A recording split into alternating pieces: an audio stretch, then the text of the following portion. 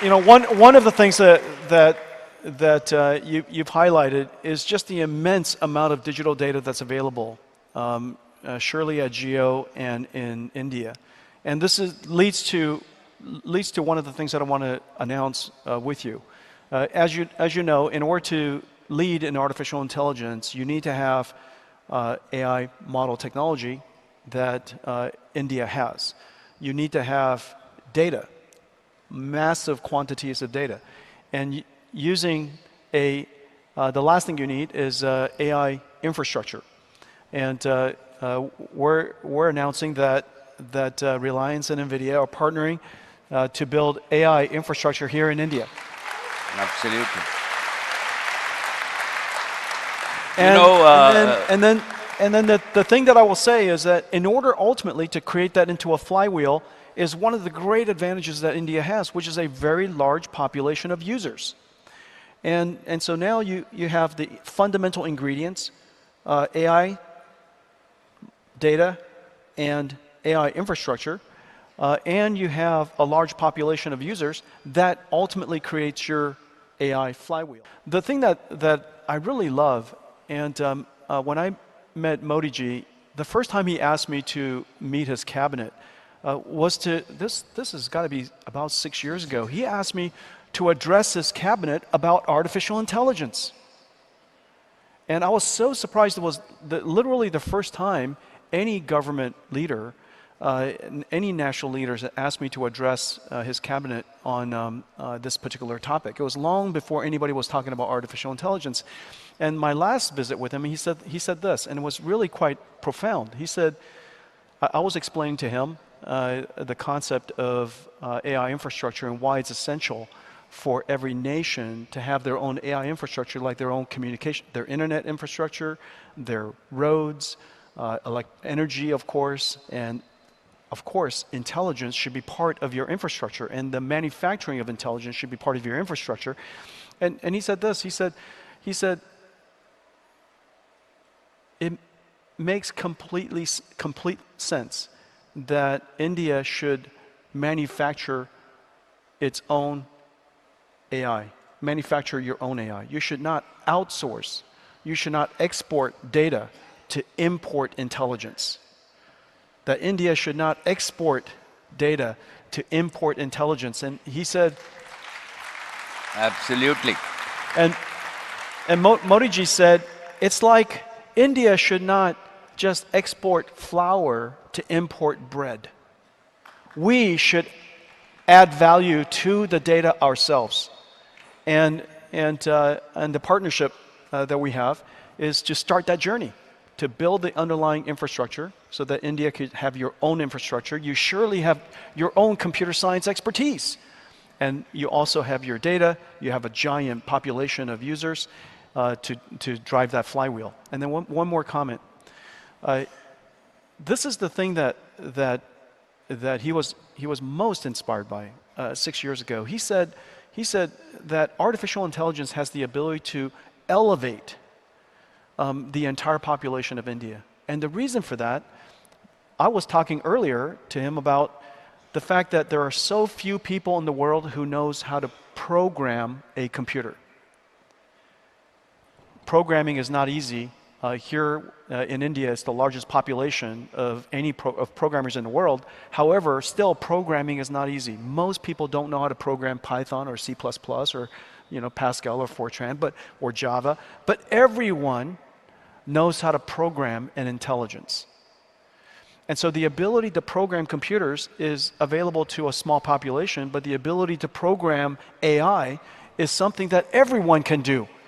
And if AI could be put into the hands of every citizen, it would elevate and put into the hands of everyone this incredible capability you and I get the benefit from called computers. And this computer could now benefit everybody in society. And now he explained that back to me.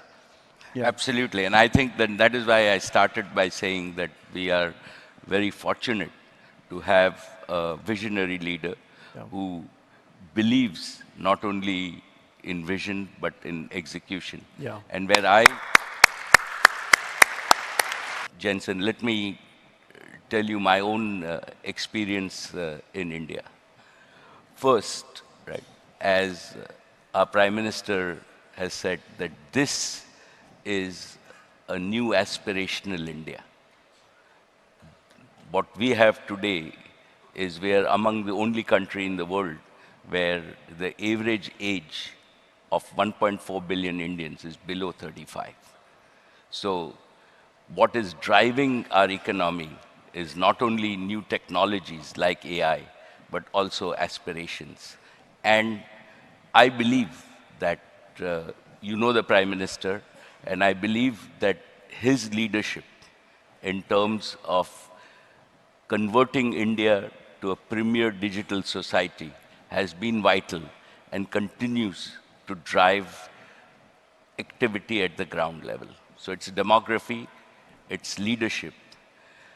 The third factor is that we as Indians have the raw talent. You talked about converting 200,000 people into this, but I believe there are millions, right? If we now see India has become home, right, among all the companies across the world, our fastest growing industry is global competency centers. So we do space research in India, we do pharmaceutical research in India. I'm sure that you're thinking computing. of building chips in India. That's right. We are in our own energy industry, we do bioenergy industry. All the energy majors, Shell, BP, right, actually do their innovation in India. So India is fast becoming an innovation hub for the world in terms of where we are and not the manufacturing hub. And so you know, we have over 10,000 engineers here in India ourselves. So that's like our challenge. What we also have is, we also have what I call the necessary infrastructure, and we've been fortunate that we have the connectivity infrastructure, which is equivalent to the roads. So if you don't have roads, you will not reach your destination. So I believe that today, apart from the US and China, right, India has the best digital connectivity infrastructure, 4G, 5G, and broadband in the world. Yeah. You know, while I was listening to you, you talked about Nvidia being an exotic place. And I was thinking that when you are in India, I've got to give you my version of what Nvidia means to me. And I was just thinking about it backstage. There's a very important word linked, which is called Vidya, Vidya, right? And in Indian, in Hindi, as we are all determined to make the best LLM in Hindi, right? In Hindi, Vidya means knowledge. I knew I named the company right. I knew it. So everybody said, Nvidia, what a horrible name. You will never make it. So what it means... I knew it. I stuck with it. So you can take credit for this interpretation. Gosh. No problem. Right? So it still is I'm smart. It gets better, Jensen. So if we think about Vidya, Vidya is Saraswati. And Saraswati is our goddess of knowledge. So when you actually devote yourself sincerely to the goddess of knowledge and you acquire knowledge, then in our tradition, the goddess of prosperity, which is Lakshmi, follows.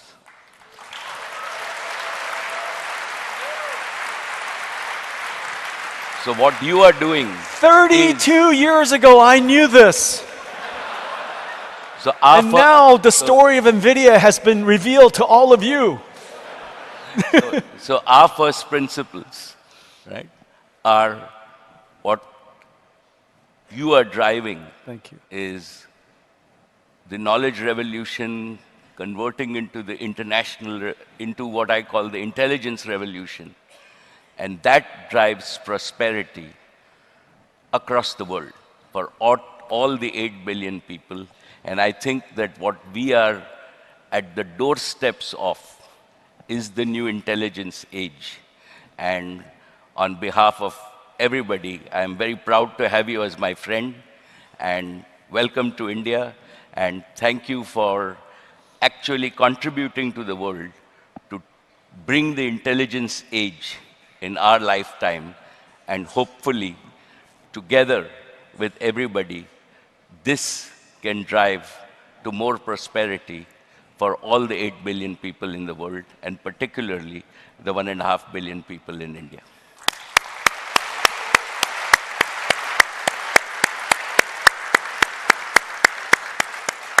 Mukesh, it is such an honor and such a great privilege and incredible joy to be able to contribute in this way. This is an extraordinary opportunity for India to have precisely the conditions, to have such a large population and large industry of computer scientists at a time when this industry, the computing industry, is going to become the intelligence industry, leveraging on everything that you have, leveraging on everything that you know, and your indigenous advantage, enormous amounts of data, a large population of consumers to drive that flywheel of intelligence to data, data to intelligence, intelligence to data, and have the national will to go do something about it.